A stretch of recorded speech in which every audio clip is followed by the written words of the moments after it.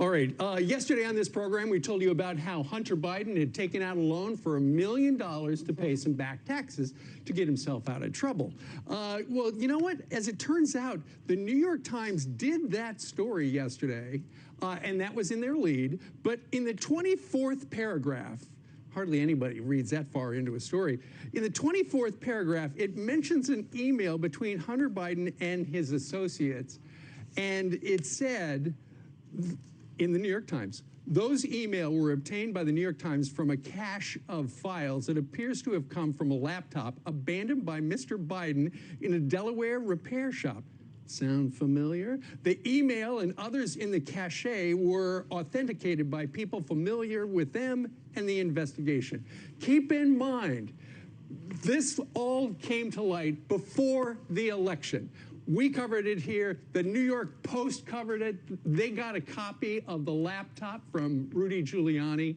And today they say all the news that's fit to print once Biden is elected. Because before the election, it seemed it was all hands on deck to protect the Bidens. Yeah, I mean, this story is huge, only because, I mean, all of us knew this, right? We had Tony Bobulinski on this network. That poor laptop repairman has gone bankrupt because not only did he, as a patriot, I think, bring this forward for all of us to see, but then the government and other people have been attacking him. I think it's really easy to get distracted by, you know, the homemade porn and, you know, the baby mamas and the drugs and the crack pipes and everything else. I believe that this Hunter Biden story is the most important story in politics, despite all the sensationalism that makes it look like it's just a Daily Mail story. It's not. It's so important. Think about the countries that are in the news right now: Ukraine, Russia, China, you know, at the center of what we're dealing with right now. And we still have not gotten to the bottom of really the Biden family corruption. And more importantly, Joe Biden. Is Joe Biden the big guy who got 10% of the kickbacks? And if that's the case, he may be compromised. He may not be able to, with clean hands, do what's best for America in this situation. And just as importantly, I think, is the fact that our country spent 4 years looking at Russian interference in our election. And it turns out that our media, big tech, interfered with our election. This election would have been different had this been allowed to see the light of day. That's according to the polls. 10% of people who voted for Joe Biden 100%. Said I wouldn't have voted for him. Donald Trump would be president right now, and because for 4 years there was no incursion into Ukraine during his leadership, I don't believe we'd be in this war right now, Brian. The 50 intelligence officers from Leon Panetta to John Brennan who signed their names to Michael Hayden all are defamed and defrocked. They should be ashamed of themselves because everybody knew this thing was real. At the very least, what they knew, they never was worthy of their signature with their intelligence background, which they got off taxpayer training. So if you think about the New York Post comes out and uses a profanity, says, no kidding, using a profanity.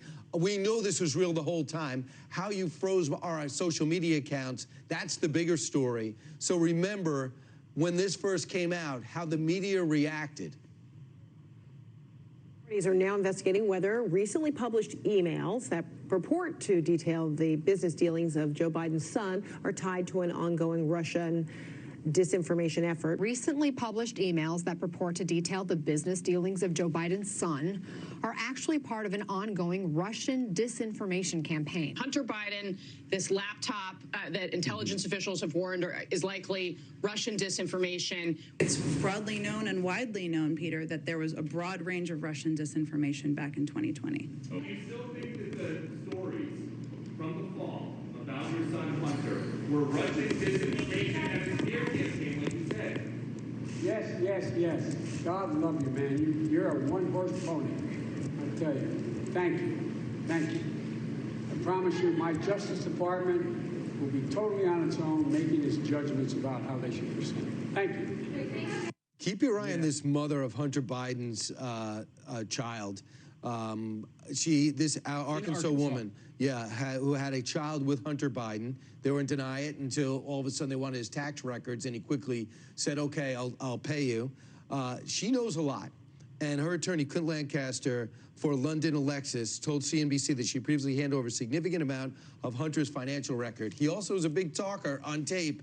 Right. I wouldn't be surprised if she started talking, if she started saying exactly what she knows, because she took credit for him coming forward. Well, the reason that is salient right now, Brian, is the fact that that lawyer that you just referred to revealed yesterday that the authorities talked to the baby mama about Hunter, and the lawyer talked to the FBI, and the lawyer saw everything, and he said, I would be shocked if Hunter Biden is not indicted over this.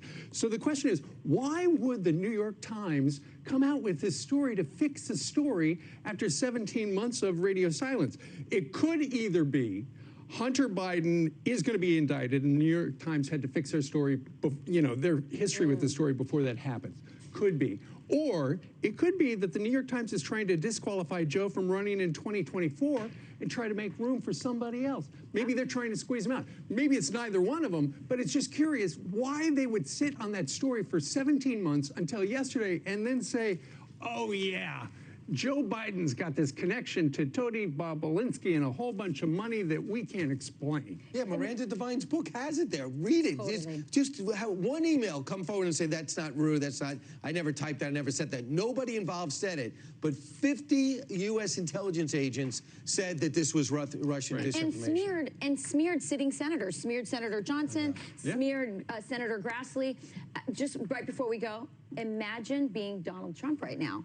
You lost this election because the media and big tech colluded and hid this story. And the American people deserve to know whether their president was taking dirty money from any of these countries. So the New York Times now can put Miranda Devine's laptop from hell, take it off the fiction list, and put it in nonfiction because, according to the New York Times, it actually happened. That's called real journalism. It should be Book of the Year. World of